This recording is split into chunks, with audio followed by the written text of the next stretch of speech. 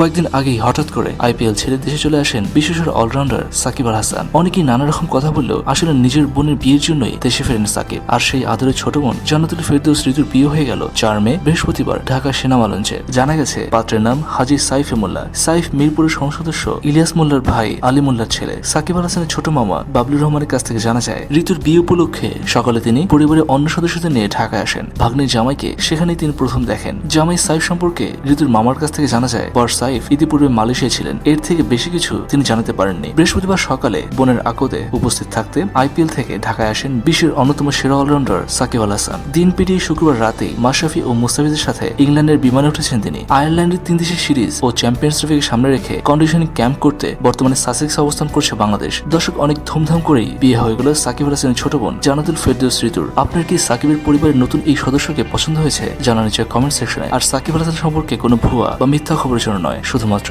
Authentic খবর জানার জন্য সাবস্ক্রাইব করুন খবর টিভিকে।